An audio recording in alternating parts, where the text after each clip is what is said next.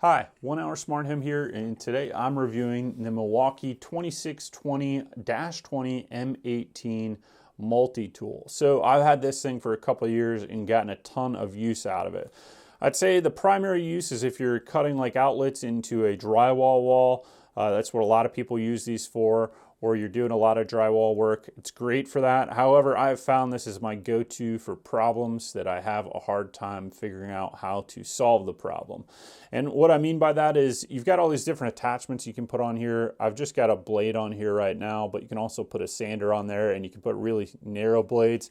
But what I've used it a lot for is if you got to cut something and it's at a weird angle that you can't get another saw in there, this thing works perfectly. So it'll cut right through nails, bolts, pieces of steel. It'll cut through wood as well. Now you're going to wear down the blades, but you can definitely get new blades. They're meant to be disposable. You can get sanders. You can get attachments for cutting tile and stuff like that. All kinds of different attachments that will be supported. And to change out the attachments, all you do is you flick this over, and then you put like a screwdriver or coin in there, open that up, you can put a blade right on there.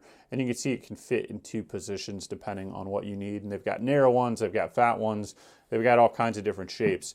But I've used it a ton. It's just my go-tool for like if I've got a bolt that's stuck on something and I need to cut it off, or I need to cut off the nut on the bolt. This thing is awesome. It's saved me a ton of time to be able to do something like that, where otherwise I would have needed a Dremel or something else. And you do have adjustment here with the different speeds. So it's got its main purpose of if you want to cut holes in drywall, or if you need to cut something real quick, this thing will work. Or if you like need to cut a door frame or door jamb, that's one thing that I've used this for a lot. It really works well for that because you can control the depth of cut that you're cutting with, as well as you can get really narrow, tiny bits that are going to make life a lot easier. But I will say it becomes your go-to tool for just strange problems that you have that you need fixed.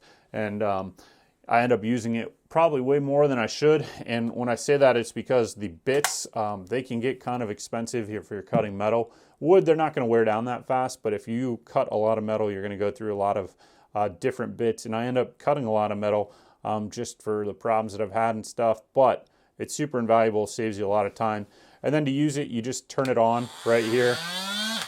You can see, and it'll cut through drywall like butter, and it even cuts your wood pretty good. It's once you get to steel and stuff, just the hardness is going to wear down those blades a little bit more.